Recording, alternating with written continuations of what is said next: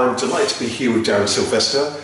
Darren, lawyer, background as a barrister, you work with people in professional negligence claims and so on. I wanted to talk to you a little bit about the whole field about dealing with professional negligence claims, because it seems you only have to turn on the TV or the radio and there's always something about if this has happened or has that happened, so it seems to be a growing area.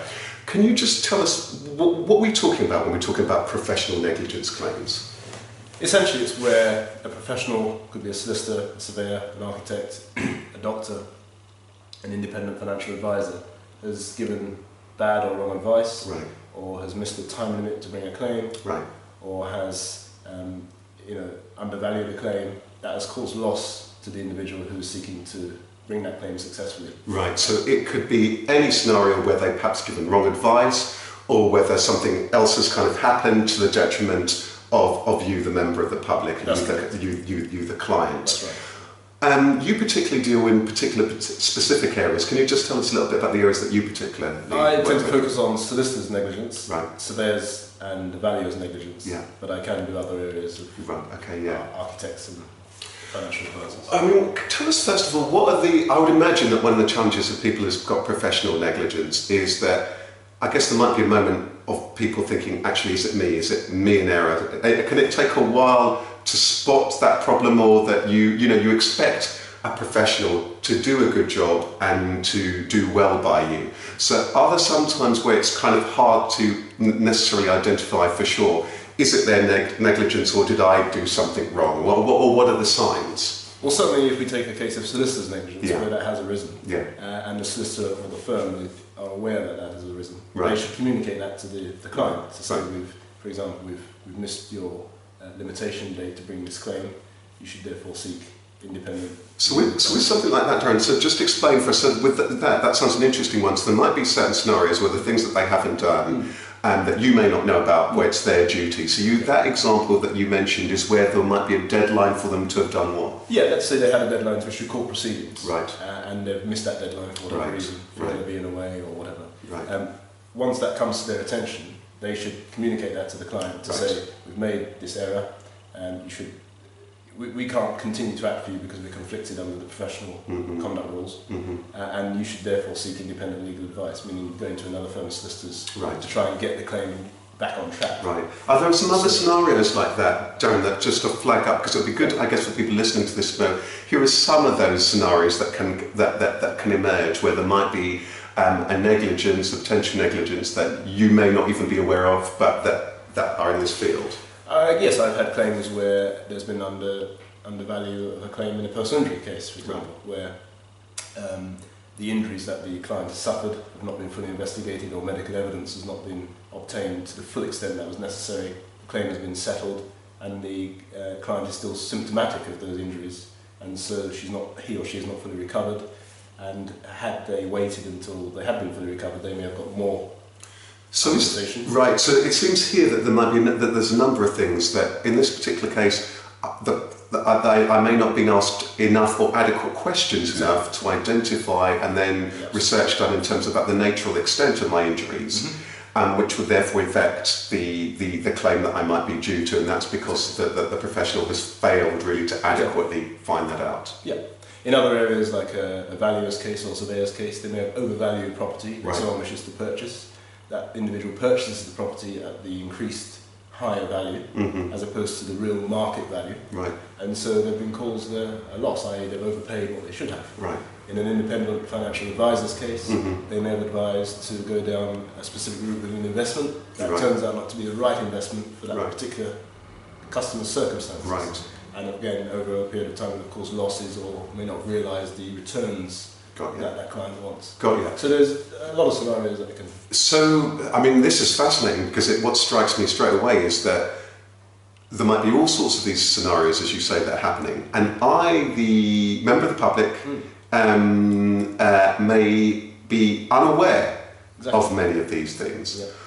Can you give us a little bit of a sense of how do I therefore spot that a professional might be negligent? I guess, so can you walk us through that, Darren? Because you might say, here are some scenarios where it's evident, that where there has been negligence, and then you need to follow it up. Here are other ones where you may not be, because it's absolutely fascinating where you may not be as where they may not be as clear. Can you give us a little bit of guidance? Well, to start, firstly, when you engage or instruct professionally, by rights, you should get a client care letter or a retainer letter, which will set out precisely the duties of what that professional will do for you. Right. So firstly, if you feel there's been a departure, or you see there's been a departure from what has been done compared to what they said they were going to do, then maybe that's an initial sign that something's going on. That's the first thing. And presumably with that, when we get these formal letters, make sure we read it so Absolutely, we know exactly what the professional should be doing for us. And it sets out other things like fees and who will be doing the work and the hours of contacting in. And it sets out a lot of other information. But essentially, if something is being done that is not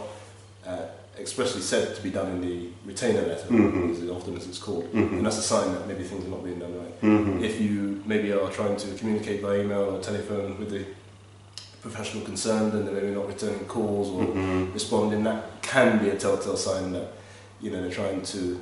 It can be a sign that they're busy, but it can be a sign that if you're not hearing from them after a long-ish period of time, it can be a sign that things have gone awry. Right.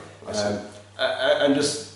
I think that the key thing is to, it's the case that you're involved with, so you should also have an involvement with it rather than trying to delegate it to the system. Right, it's one of those classic things, isn't it, where they're saying that whilst there's some degree of delegation, you must never abdicate your responsibility, that you should, and I guess you shouldn't be afraid to ask questions of the professional that you're dealing with. I mean, law is a quite esoteric area, especially professional negligence. It's quite an area that's got a lot of legal principles which, unless you've been trained in that area, the lay individual may not fully understand. So the point is anything that is not understood, don't be afraid to ask it of a surveyor or an architect or a solicitor or an independent financial advisor, because it's their duty to, explain principles and explain concepts and to make you feel as easy as the client that you're in safe hands. Right, so you had talked about, first of all, in terms of that letter and so on, and that's one thing to check, and then walk us through any other things that we should look out for or spot the signs where there might be problems. Well, again, as the case, I'll go back to a solicitor's case now, as the case progresses, so for example, initially what would happen in a solicitor's negligence claim, acting for the claimant, bringing the claim, is that a letter of claim would be sent to the other side or their insurers. They then get 21 days to acknowledge that letter and 3 months to do a formal response. And then after that formal response has come in, the solicitor may invite you, the client, to come back in and discuss what their response is, to discuss tactics or next steps, to see, for example, whether an offer should be made from them, invite an offer, mediation, all different tactics. If that is not forthcoming, then query why not. In other areas, it's all about really being proactive and not being afraid to ask those questions. As you said, and as I said, it's a two-way process. It's you with your professional does the duties they are asked to do, and you have to be proactive in being on the ball. That's really useful, because it sounds as though many of the telltale signs will, first of all, check that letter of engagement, check what it says, so if there are being time delays, if things aren't as they ask questions, query. If you're not hearing from them within a particular period of time that have been specified, again, query that, ask questions, because then you can kind of check in. Are there any other scenarios that you want to bring to our attention of things to watch out for? When you're dealing with a professional where I know that there's a broad area, which is why you specialise in legal cases, but are there any other general pointers that you want to share here? Well, certainly the financial industry over the last 3, 4, 5 years has had this big PPI claim. Personal protection insurance. PPI, and that's been a massive industry where people have been missold products or didn't need products, or if they took out products on advice, when they tried to invoke that product, it was of meaningless value to them. So that's been a big industry, partly through not understanding what was being taken out, or not understanding the advice or querying the advice. Is it actually necessary for me? And in many cases it wasn't. So I think it's all about being, don't just accept things at face value. I'm not saying you need to be a challenging client, because professional people tend to be busy with many clients, but don't be afraid, as I say, to ask questions and seek advice on anything that client is unclear about, to make sure that the service that the professional delivers and the service you expect are in tandem. Well, that sounds really good, and I think that perhaps I'd like to come back to you for a future one of these talks to maybe talk about, how is it that somebody should engage with a lawyer in order to get the best results for them.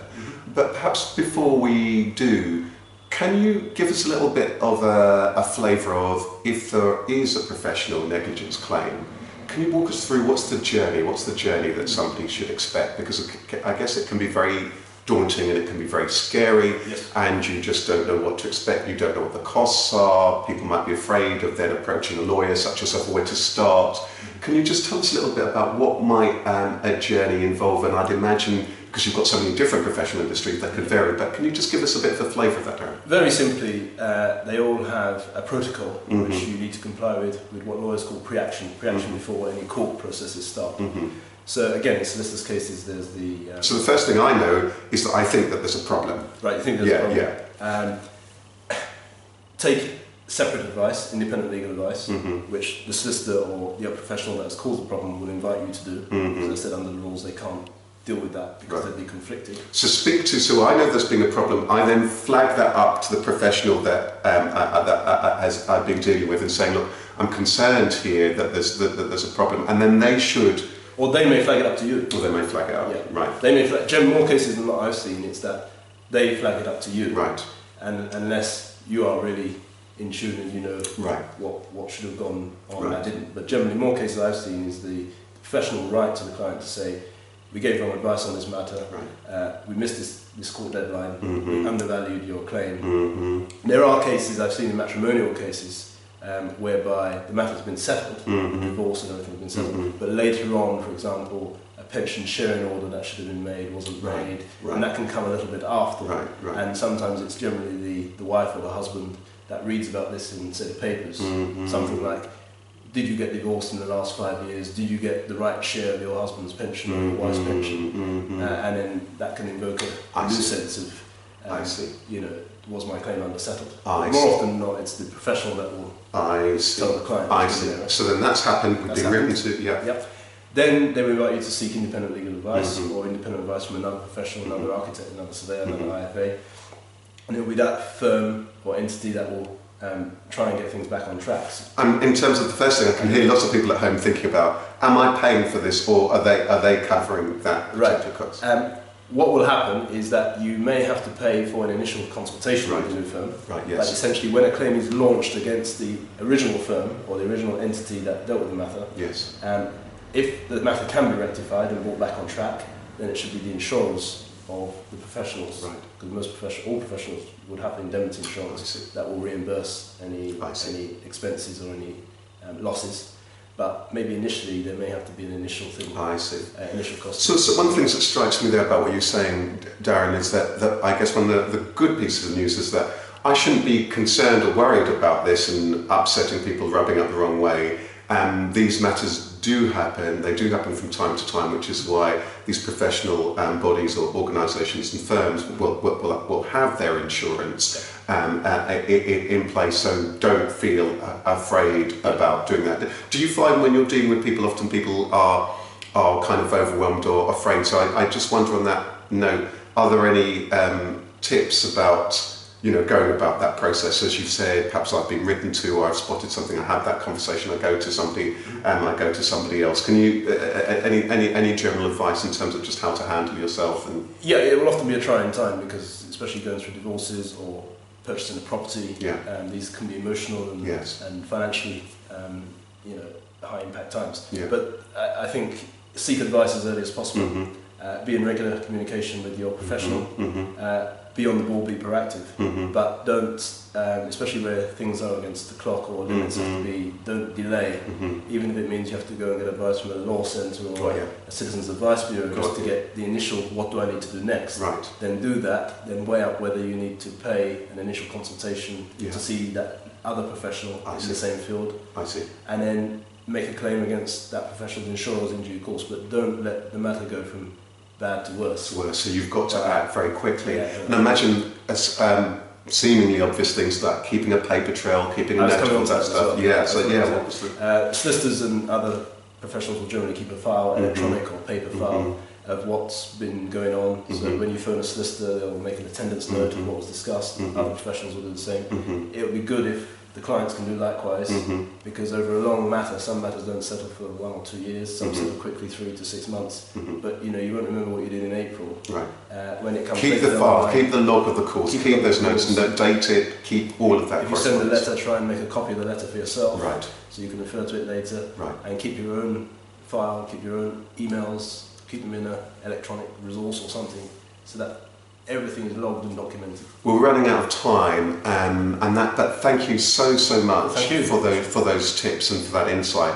Perhaps at another time we'll talk about things like if things pursue and if they go to court. But usually with those circumstances, just in a word or two, what will be a typical resolution of a typical thing that perhaps doesn't go to court? Most claims, in my experience, if they are issued or court proceedings are issued, it's very rare they will go to a full trial. Right.